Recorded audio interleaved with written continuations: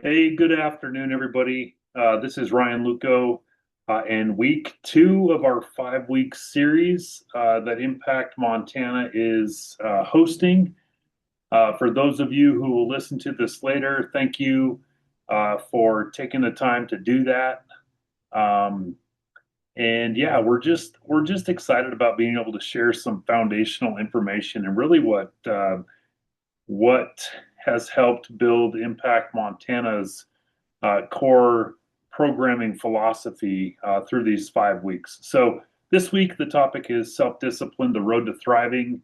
And the interesting thing about self-discipline is that it can often be misunderstood, right? And really, what we want to do today is try to debunk some of that misunderstanding and help folks understand that through the Impact Montana lens specifically, that self-discipline, um, is not punishment, but instead it is genuinely a path to freedom and really what we're trying to help folks do as an organization, which is thriving. So, self-discipline literally is what helps us stay on that path to freedom and ultimately thriving. So let's do this today.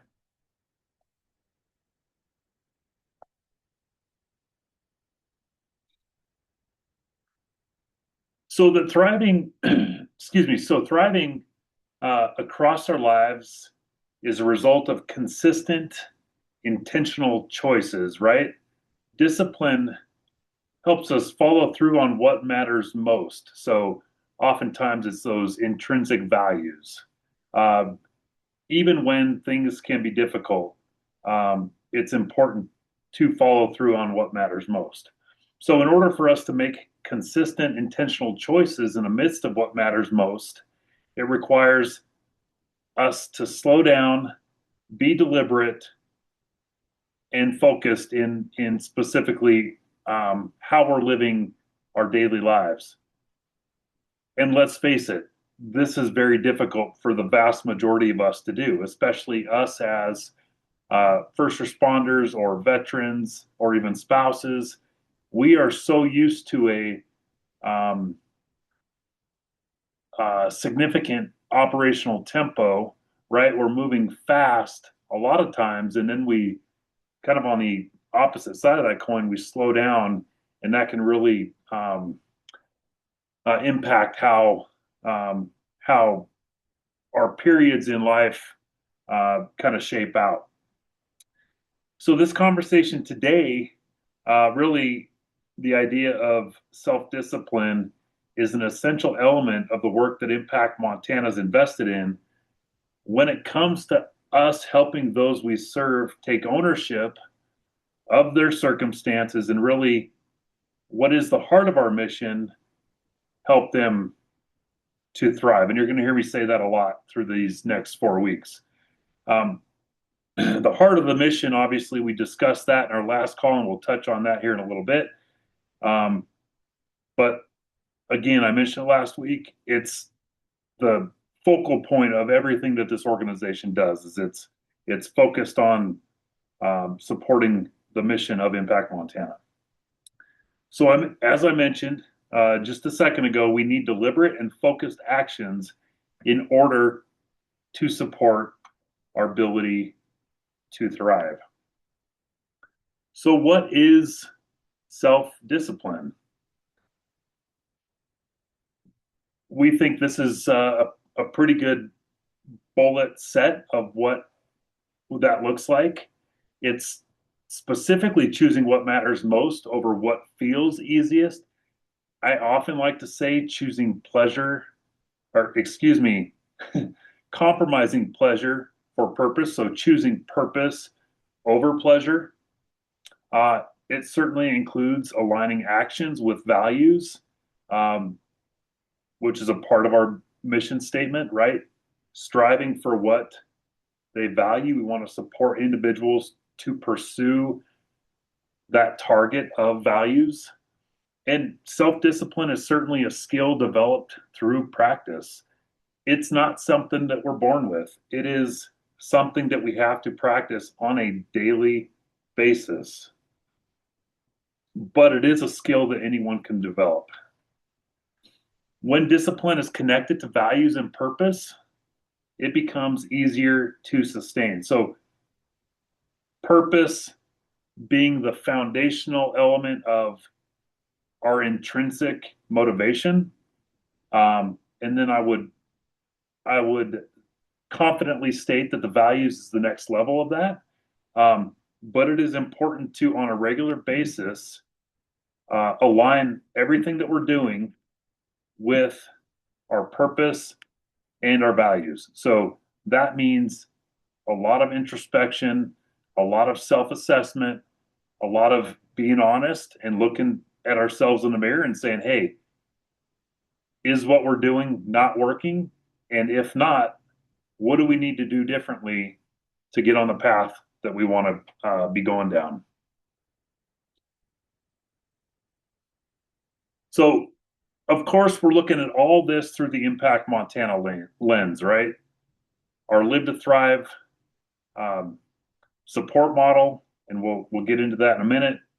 Um, our Live to Thrive challenge aligns with our programming, all of the things that we do, the Live to Thrive assessment, right? Developing the work that we do with individuals to help them develop their prescription to thrive. All of those things are related to self-discipline.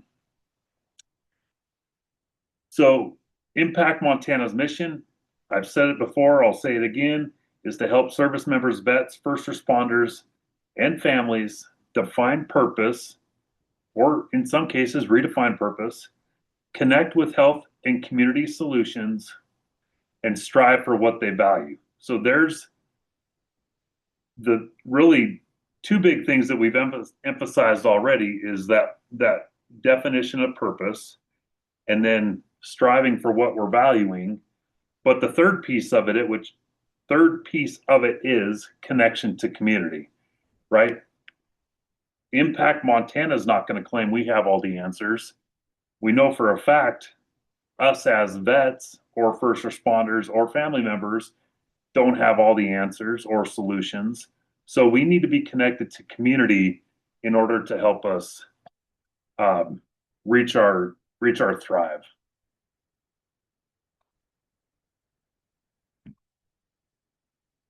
And here's what that thrive factors model looks like, right? It's obviously multiple areas of life.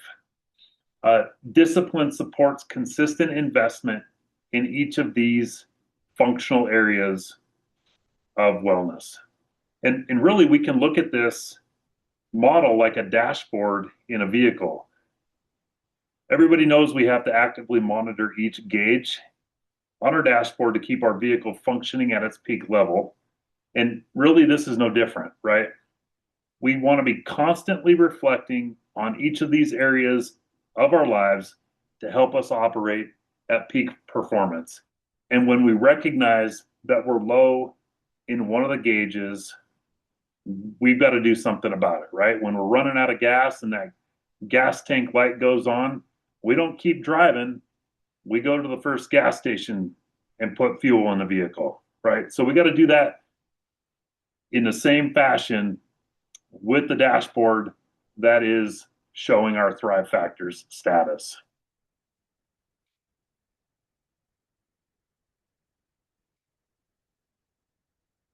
So another thing that discipline does is it creates momentum, right? We want to be victorious. We want to see wins. And so discipline helps us create those wins, and wins equal momentum. So small actions repeated daily, and just building through consistency, which building through consistency leads to progress. And then ultimately momentum creates confidence. And this is something that we can see just through each of the Thrive factors. If you look at physical health specifically, exercising regularly 5 days a week is going to show all of these things, and we'll see all of these things come to fruition, which ultimately turns into confidence at the end of the day. And that's a big success story ultimately, and that's what we want to see. Showing up for family. So rather than working 12-hour days, it's committing to being done at 4 or 5 p.m., taking ownership of the fact that the family is the most important thing in your life and showing up for them and being present while you're with them and not managing things from work. And this is easy for me to say because I'm guilty of it. I've failed miserably in this regard, and it's something that now I've had to create self-discipline in order to thrive, not just me and my life, but for my family. Thriving as a family is just as important as individually. So this is the whole purpose behind the 90-day Live to Thrive challenge. It's the Impact Montana tool that we utilize through our programming to ultimately create that momentum, which turns into confidence. So if you haven't checked that 90-day Live to Thrive challenge out, I encourage you to reach out to me and have me share the link with you so that you can start to take those small action steps on a daily basis, build progress, and ultimately create momentum that's going to lead to a more confident you. So let's look at some of the common barriers to discipline. Everybody faces barriers, right? That's just inevitable. And it's actually a good thing because without barriers, we wouldn't be able to grow through the challenges. And that's ultimately what we want to accomplish is to grow through the challenges that life throws at us. So discipline becomes easier when we have clarity of purpose, which we talked about, and support from others, which we also talked about, community. Not only are clarity of purpose and support of others vital in establishing discipline, but identifying our barriers, either obvious ones right in front of us that we face currently, or potential barriers that we might face in the future, are very important in this process. So, some common barriers to discipline: comfort and short-term thinking. We talked about purpose versus pleasure. If we're always chasing pleasure, it's not very likely that we're going to see discipline come to fruition in our lives, right? Being a visionary, not everybody has that natural ability to see the big picture. A lot of us think about that short term, what can I do right now to get that pleasure?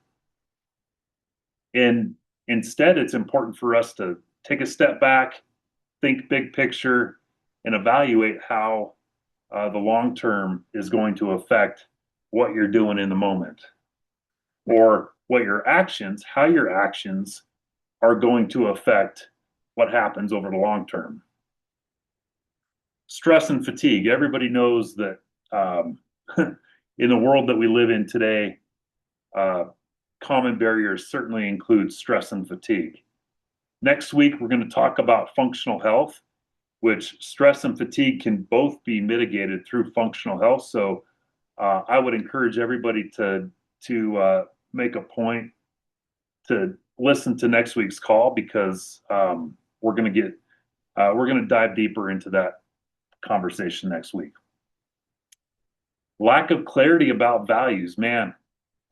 There's a lot of people walking around who have disconnected from their values, right? We have in the service or in the first responder community, we certainly have strong, well-defined values that we align with in our lives.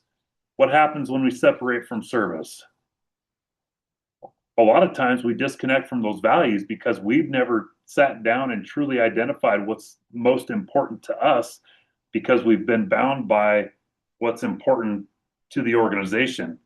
Well, my encouragement, Impact Montana's encouragement, is to have everybody sit down at the minimum on an annual basis and just reflect on values and how they're aligning with um, you know, the progress that was made in the previous year and the goals that you might have for uh, the future. And then the last one is isolation. Man, if any state in the country can identify isolation as a barrier to discipline, it's certainly Montana, right? A lot of people come to Montana for the independence, to get away from the chaos of busy city or busy life, and that doesn't always bode well for us. So it's important to draw back to community and making sure that we're a part of something bigger than ourselves, and um, not isolating to the detriment of our health. All right. So some of the ways to build self-discipline, um, are listed here, right? Start small, baby steps, leading to small wins, right? Small wins lead to X, which leads to Y, which leads to Z. We always want to see progress with whatever it is that we're doing. Even if we have an elementary level knowledge of something, there's nothing that we can't accomplish based on the technology that we have access to in 2026. So never let lack of knowledge or anything like that be a detriment to our success.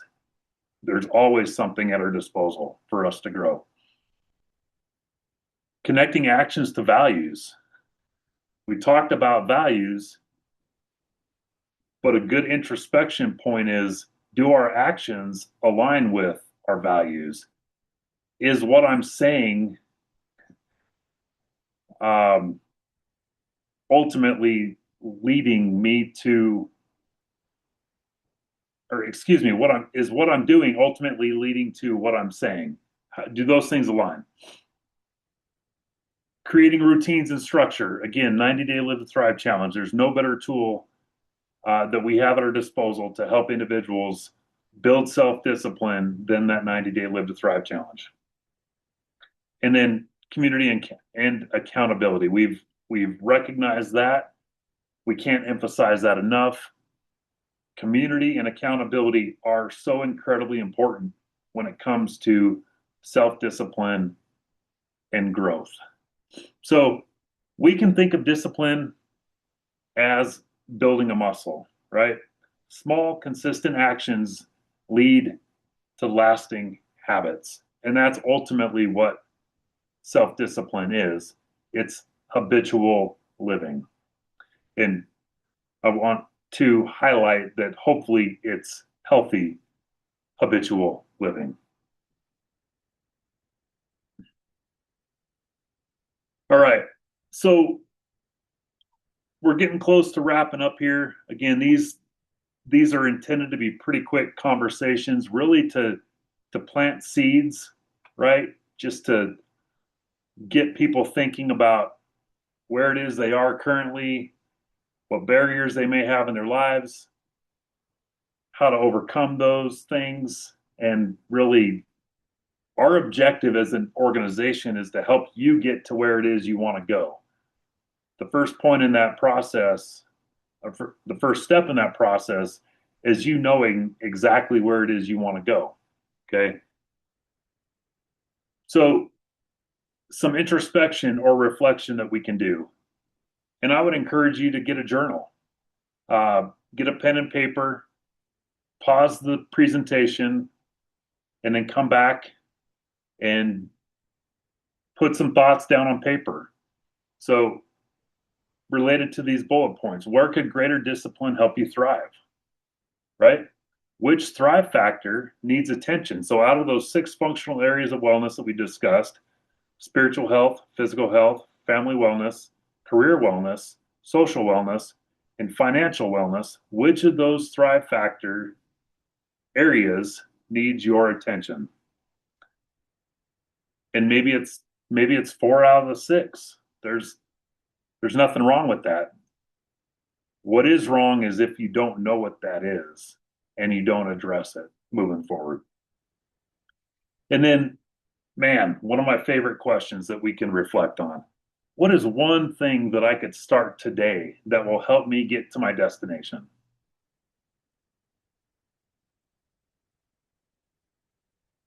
Journaling is something that we cannot discount and provides a tremendous amount of value. I'm a strong advocate in encouraging everybody to journal on a regular basis. And that's a great example of self discipline. It's getting the notebook and the pen out and having deliberate and focused action to develop that habit over time.